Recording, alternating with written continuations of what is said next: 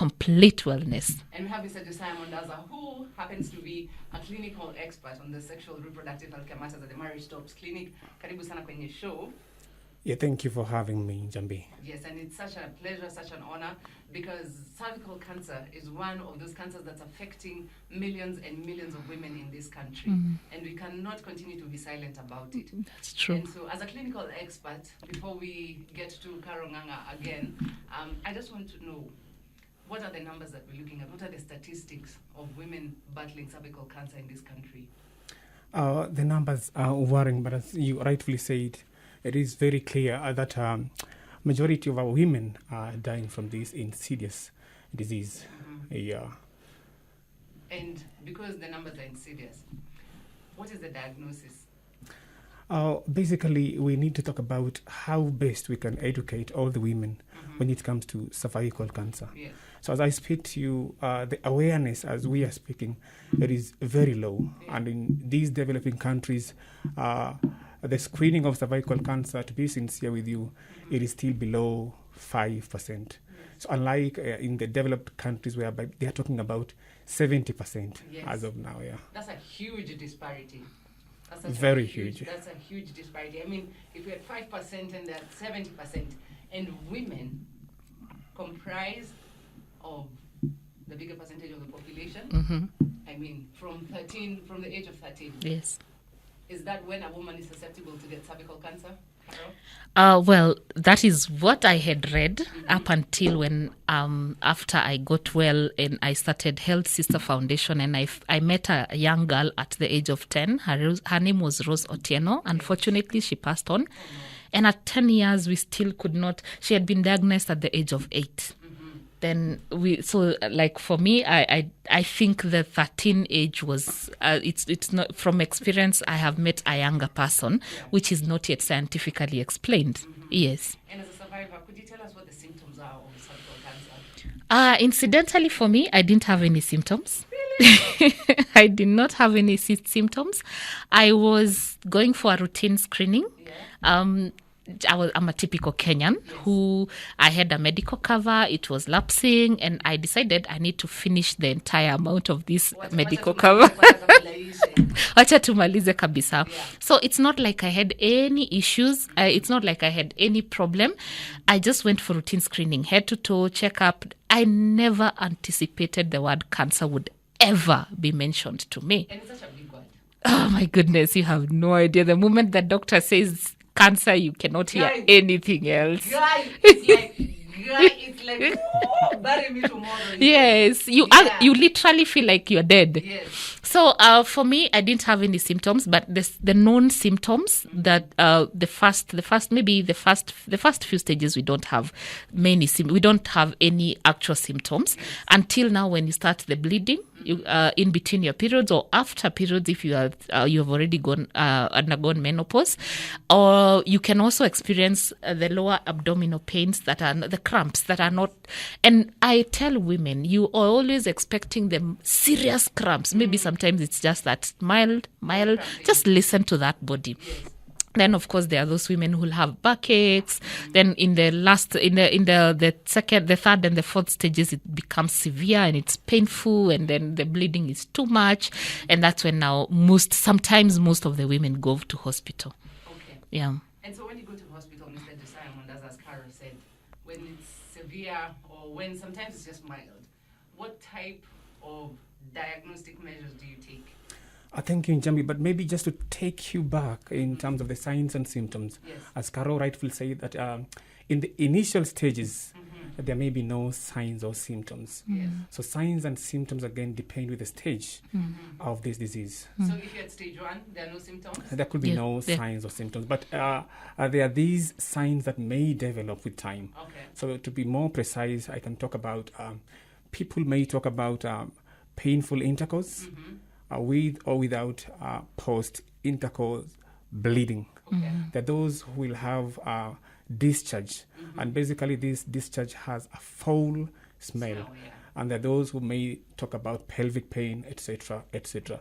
But the two cardinal signs that people will always complain of basically is painful intercourse with bleeding, and again, foul-smelling discharge. So when they come to the hospital, we have a number of ways to do the screening. Yes. Number one, there's what we call the HPV test. Okay. Basically, we are trying to pick the virus, and this is the human papilloma virus that is responsible for causing cervical cancer. Basically, there are more than 100 serotypes of HPV, but again, there is type 16 and type 18 that is known to cause cervical cancer. So HPV basically is meant to pick those types of viruses.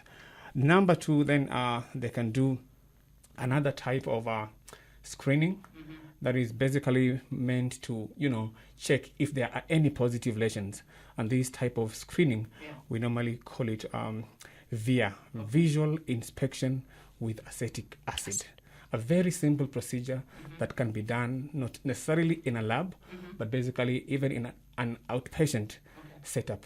Okay. Then finally, we And can... how much does it cost? Yeah, I'll come to that. Then finally, we can talk about doing the pap smear. Okay. So there are three ways: Yes. pap smear, HPV test, and the VIA. Is there a new way to do a pap smear? Like, have they finally come up with a new way? Because, oh my God.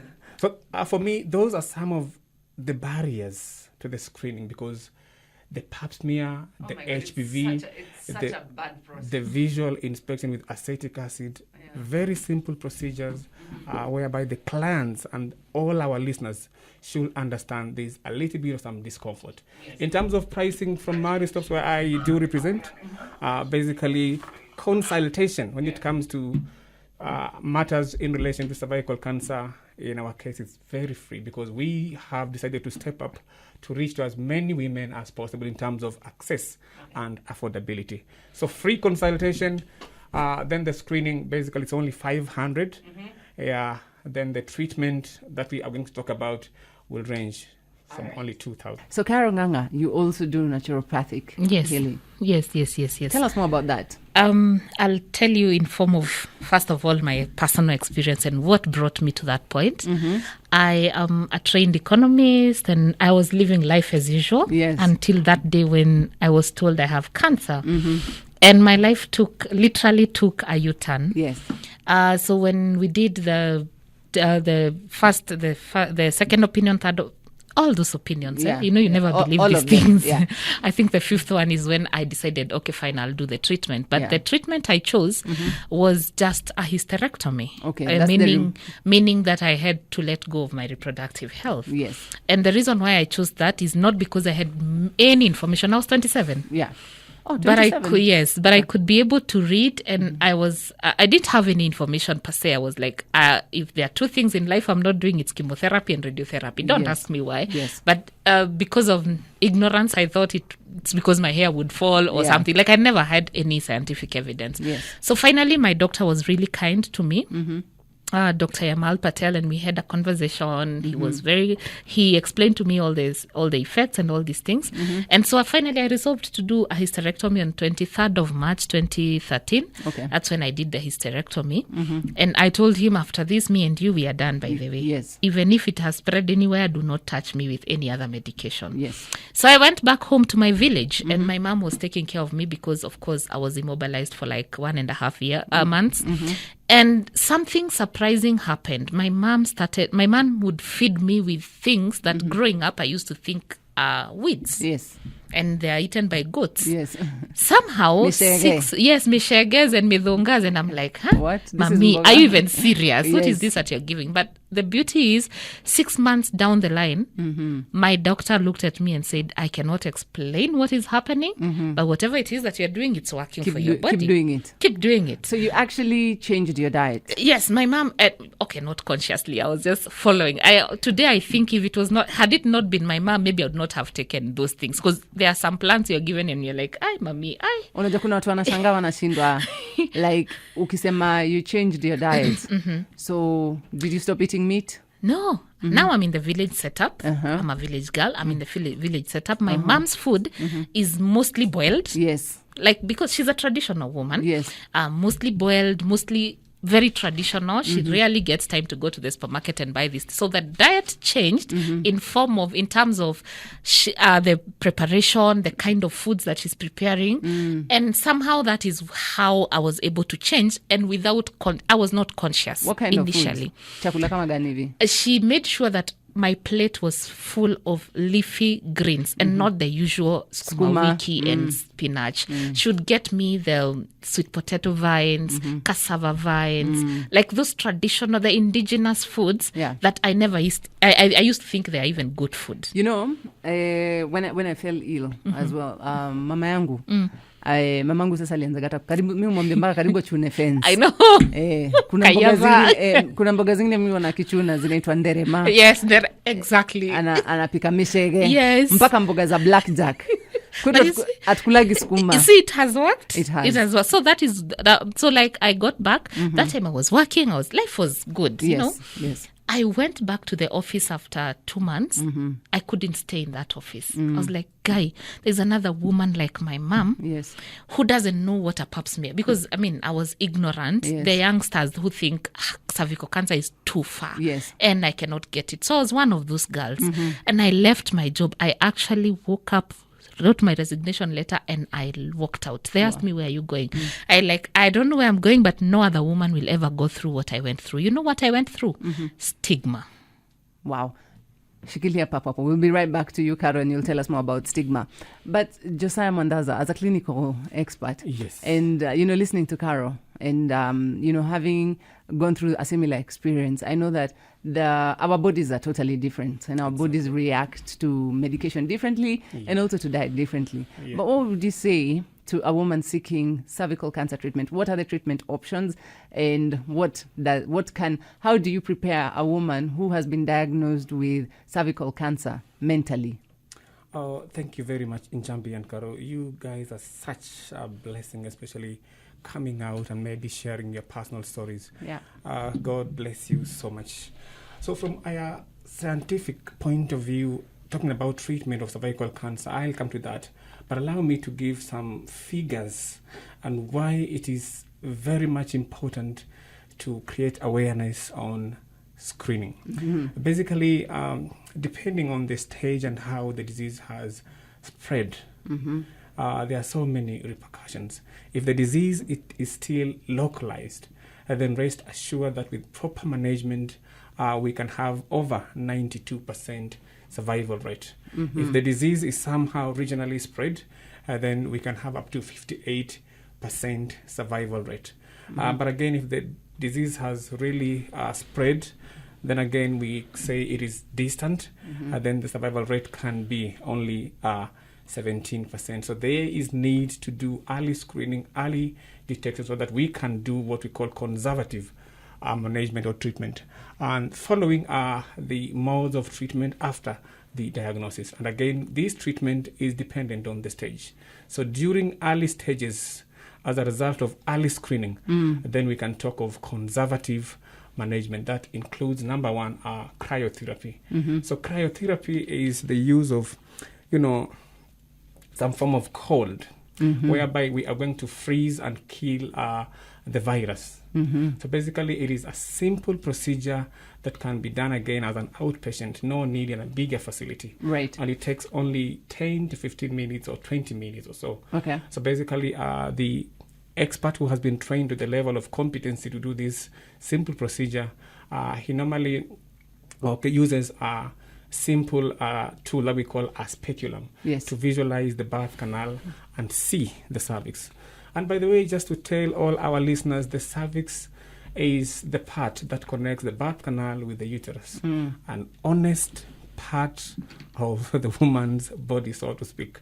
So we normally see the areas after doing the visual inspection with acetic acid. We normally see these positive lesions. So these positive lesions, depending with the extent of spread, if they are small enough, we use designed cryotips basically to freeze these lesions.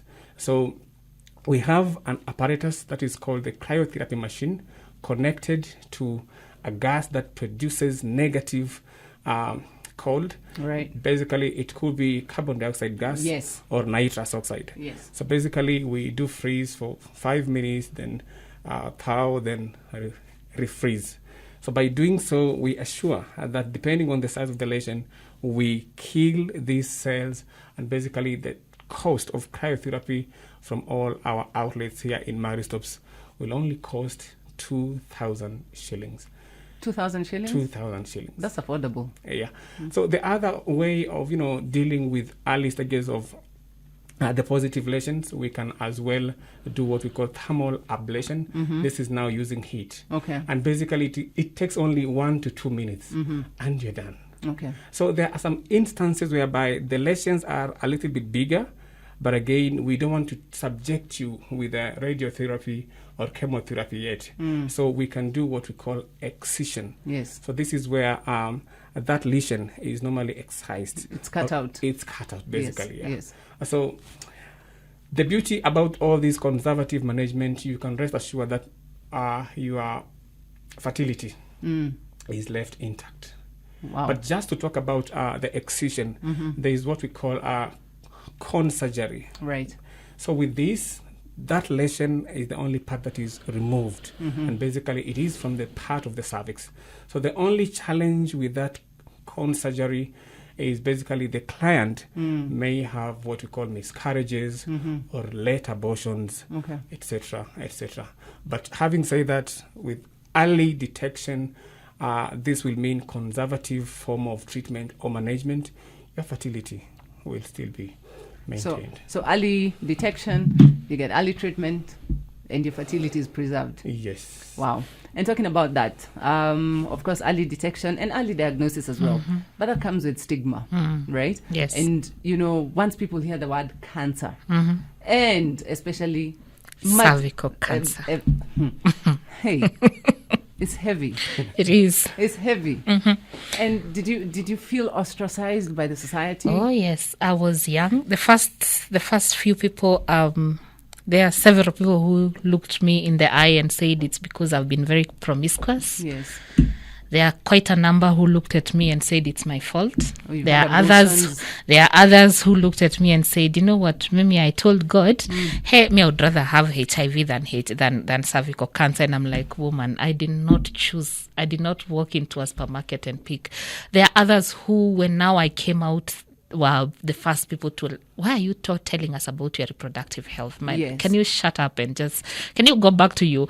Like I told you, I was having a very good job. I was fine. Yes. And now I've quit and I'm here telling everyone, please go for screening.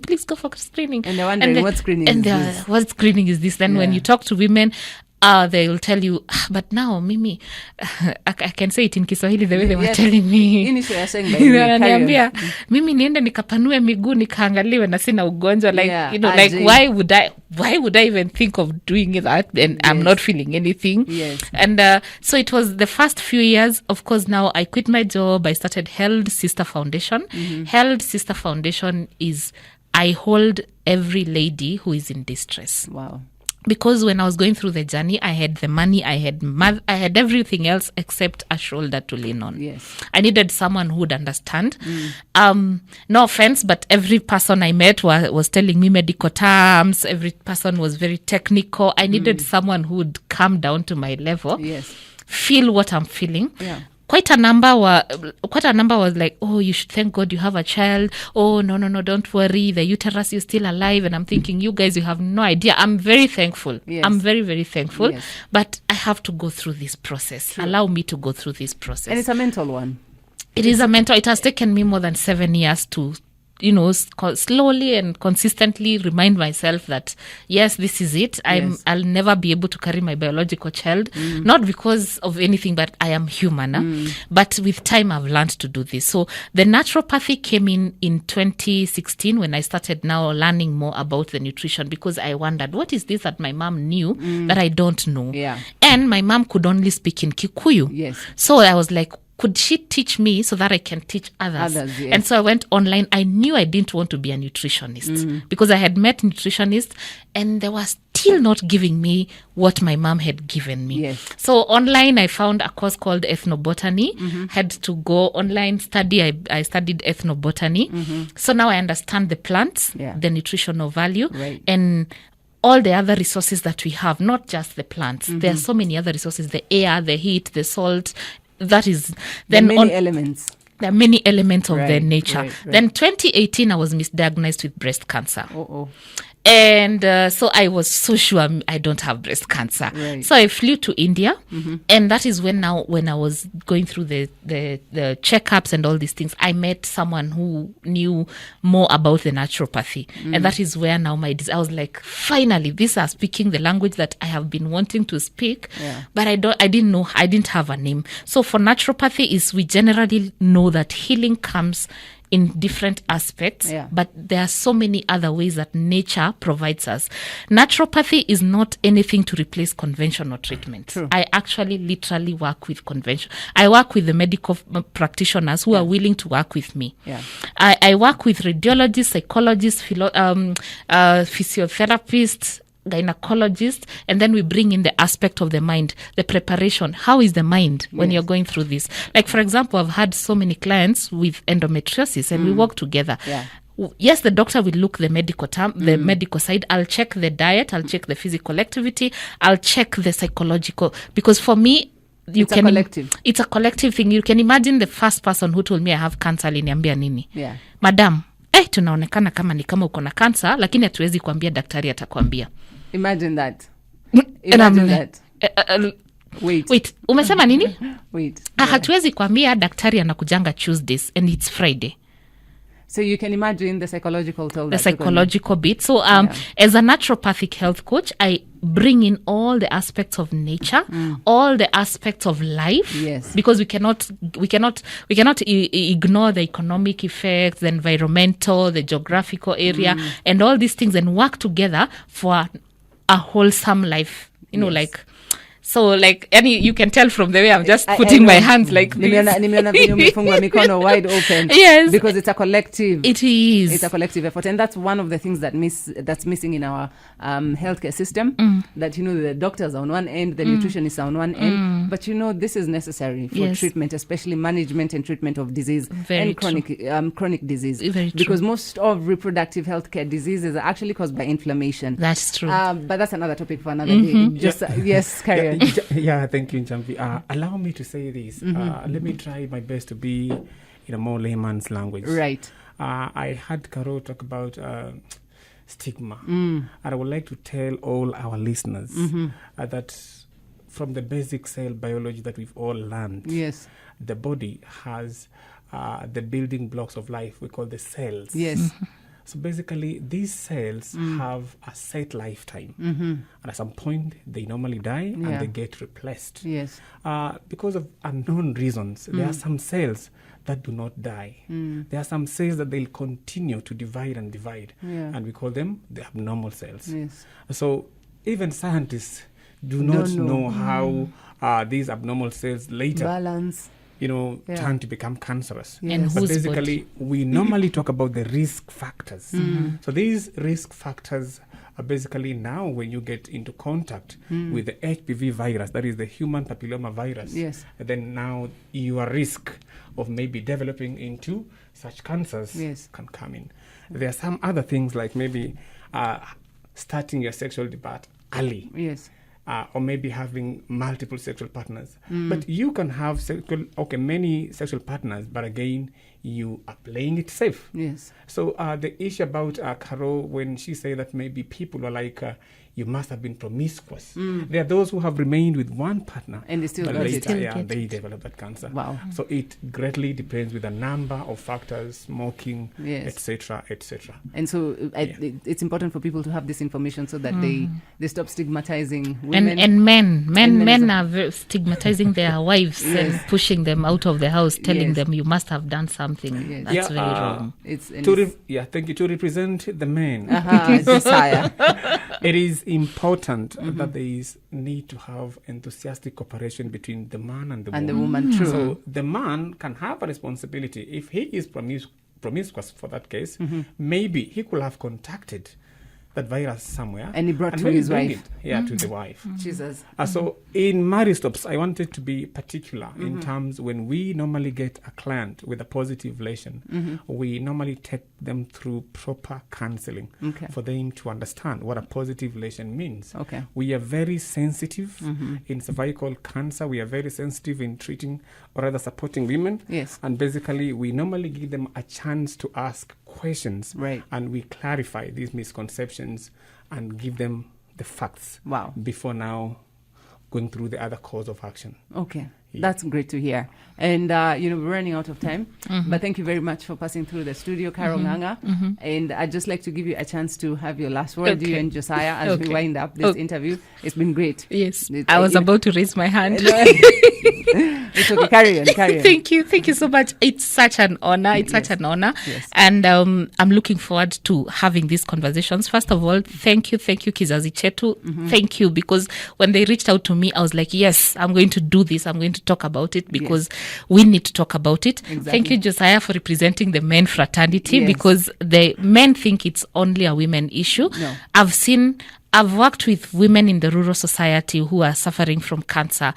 90% have been abandoned by their husbands when they are diagnosed, which is very sad. Yes. So as health sister, we help the cancer patients, especially from the rural areas, to pick up the pieces during and after diagnosis and treatment. Right. And so far, so good. We have wonderful stories. Unfortunately, we've lost some on the way because some come when it's too late and there's nothing much we can be able to do. Yes. But we thank God for the far that we've come. Amen.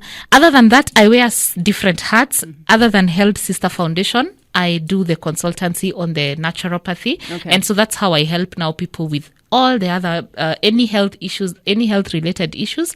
And I am known as Caro, your health coach. Are you on Twitter? Yes, I'm on Twitter, I'm on Instagram, and on Facebook. And today I am officially on YouTube. So please look for Caro, your health coach. Hey. Caro, your health coach is out here to educate, because I'm very passionate about providing quality and correct information. There is so much wrong information going on. Yes. And my desire is to reach out to as many people as possible. So Trace FM, thank you for this platform. You're very welcome. And invite us next time. We shall invite you. Josiah Mwandaza. Thank you very much, Njambi. As Marriage Stops Kenya, Yes. we are dealing with women, both men and women, but mostly we serve the underserved women. Yes. We thought it wise to create more access. And again, not only access, but also thought about the cost. And cervical cancer, as Ala mentioned, is now becoming rampant in terms of, it doesn't choose the age. Yes. Yeah, whether you're young or you're old. old, yes. But having said that, allow me to say in Kenya, we have around 35 or so oncologists, experts to deal with matters relating to Cancer. Yes. Picture about the population of 40 million. It's a very plus. small number. So that is to say, one oncologist has to attend to more than 3,000 people. So that is crazy. to say, it is important to do early screening. Yes. And as Ali mentioned, in Marriage Stops, dealing with about the VIA and any other public setup or maybe the private sector, it is important to appreciate that Marriage Stops has come on board to assist all the women. Free consultation, only 500 shillings in terms of the screening part of it. Right. And if it's a positive relation, then guys, we will just charge you only 2,000 now for the treatment. As we wind up, I know we're running out of time, but before I forget this, there's a cervical cancer vaccine, right? Why did you laugh, Carol? No, because I think we need another whole show about that. We need to, to debunk that. Yes. Okay, but it's there. Yes, it is. It's there. And do you, as Carol and as a clinical expert, do you advise young girls? Because I see the, it's been targeted to young girls from the ages of 9. Yes. For me, as advisable? Carol, I don't have a problem with the vaccine, but I have a problem with how it is just coming random kienyeji. Yes. There's no awareness. There's no information. These young girls you're taking to, you don't even have the consent from the parents. Right. I have a daughter 14 years, and I had told her, but if they ever come to school without my permission, do not agree to that until I first of all be aware of it. Right. I believe we can do better. Right. I believe we can do better. I believe we can do better. Yes, than we that. can. We can. Yeah. We can. Josiah Mwandaza. So thank you. From my end, I think it is important because any vaccine that comes to market, it must have gone through a lot of clinical trials. Yes. So for me, it is safe from a clinical perspective. But the only thing is awareness because and information. Exactly. Yes. This is something that maybe just came in and you can basically that age group. You know what I think? I think I need to look for the CS for health. Yes. I need to look for him. Exactly. Because you know what? There's a lot of misconceptions, there's a lot of misinformation, and there's lack of awareness on so many illnesses in this country. Invite me when you find them. Because it should come from them. Yes. Even COVID, how they've handled it, like even with the vaccines, there's there's no information. Anyway, they need to hire me and give me a job. Please tag me along. Yes. Anyway, Njambi, just to mention, we have a toll-free number in Mars. Basically, it's 8000720005. Okay. It's a toll-free number. Anyone can hit us through that number, and maybe they can catch up through WhatsApp at 0709819000 to ask us anything about sexual reproductive health. asante sana.